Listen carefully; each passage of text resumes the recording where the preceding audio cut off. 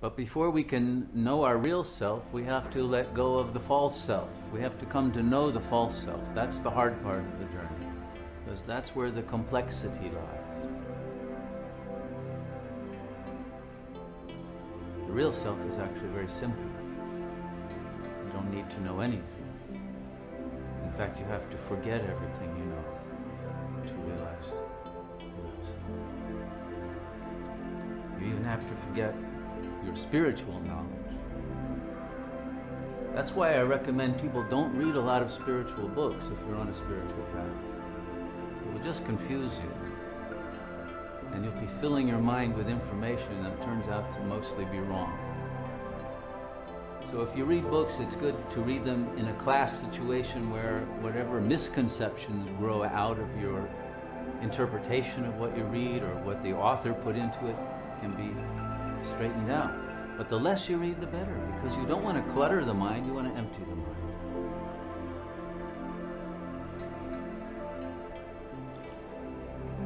What's the point of knowing other people's ideas? How is that going to help you? You're already filled up with too many of other people's ideas. So I'm not here to give you more ideas.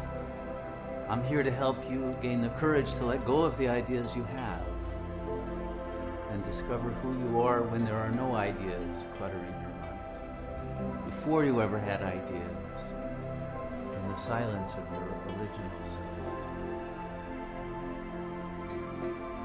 And that's what every true spiritual path wants to do. It wants to help you discover who you are, not who some sacred book tells you you're supposed to be.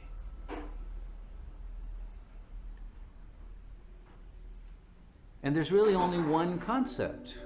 Now, it has many names, and some names are mythological, some are phenomenological, some are doctrinal, some are come out of metaphysical discourses, but it's all the same. The simplest is the self. But the self is often confused with the ego, so sometimes we say the original self, the true self, the supreme self, or emptiness. Empty of ego, empty of ideas, empty of falseness and images. Cleared out. But you could also use names for God, because all of those names come down to meaning I am. Isn't that what Yahweh means? I am that I am. So we're talking about the I. Not the thought I, because that's a representation already. That's a step removed. But the actual I. Have you ever really encountered yourself? Or is there an addiction to language that pulls you away from the self? Pulls you again into thoughts, desires, fears, lack? Do you have the courage to stay in the presence that is the self and not run away? And not think that you have to use your mind to grasp what you are. Because all the mind can do is grasp what you are not. It has no capacity to grasp what you are. Because you are ungraspable. Because what you are is not a concept. And so even if we put all the possible terms for the self end to end, and listed them all and memorized them all, you would still not know who you are. The list would always be inadequate, and it would always be a lot of blah blah language, and it would not tell you who is the perceiver of all those words. What is consciousness itself? And so in the tradition of neti neti, which means not this, not that, we always start out, realize you're not the body. You can't be the body. You're aware of the body, and so the body is an object to the perceiver. You can't be the mind, because the mind, again, is mental objects, words and images. You can't be emotions, feelings, not even love, because, again, that's something that arises.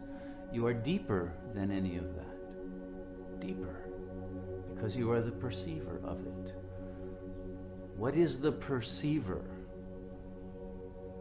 What is the ultimate presence that cannot be witnessed? Because you are that, and therefore you cannot know it as some other object. That which is completely non-objectifiable, that is what you are.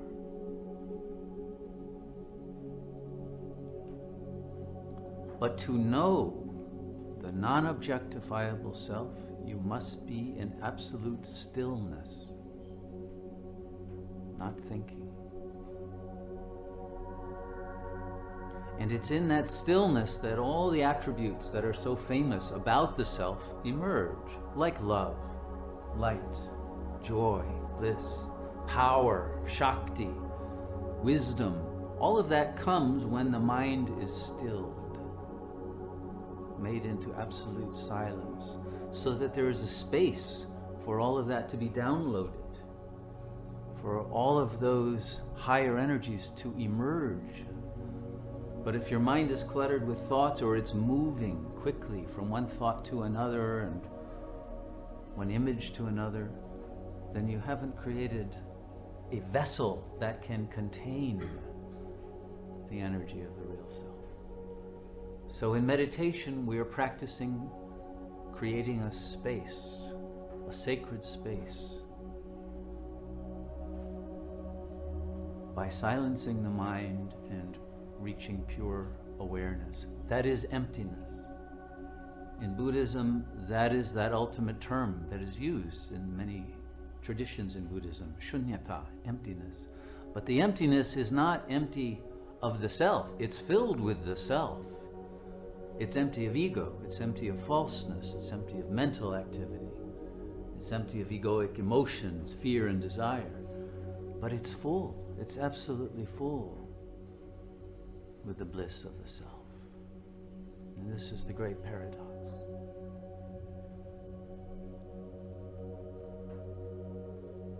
So empty the mind of all of your thoughts about reality and be the real. Realize yourself as the real, that you have always been, even though you have forgotten that. And in the silence, you will realize that what you are transcends this life.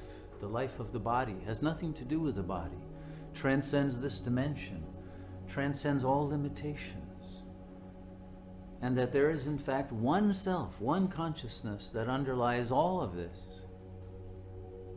It seems that we're in a world of a multiplicity of objects, and that each human object seems to have its own individual mind. But in fact, that's an illusion. That's not the bedrock. Because each mind is an emergence of illusion out of the real, of the silent self. And that silence, because it has no boundaries, no limitations, no differences, belongs to all of us.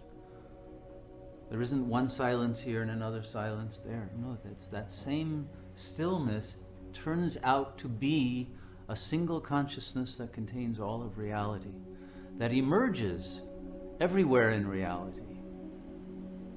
But what is emerging is the same one self. And that's why we can recognize each other. That's why we can commune, because we are already one.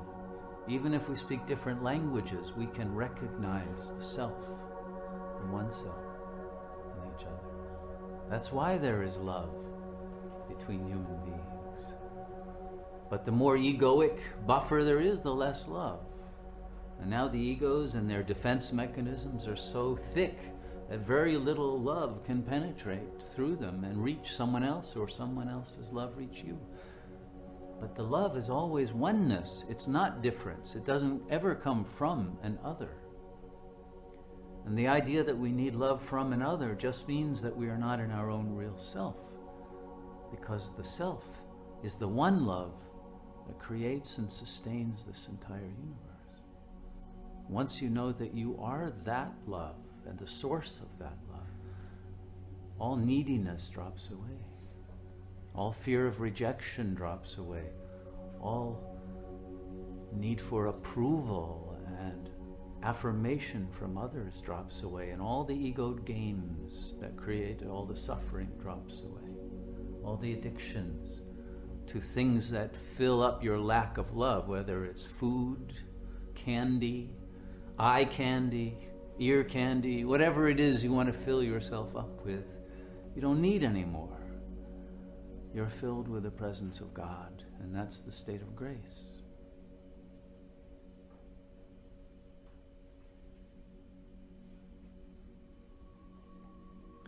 And each of us has the right to live in grace. Why choose anything else? Anything else is a hell realm. And you have the power to drop it instantly once you know that you are the silent presence. You're not the mind, you're not the body, you're not anything. This is the state of no thingness. There are no things. There's only consciousness. And you are the source of that. So let's realize who we are, shall we?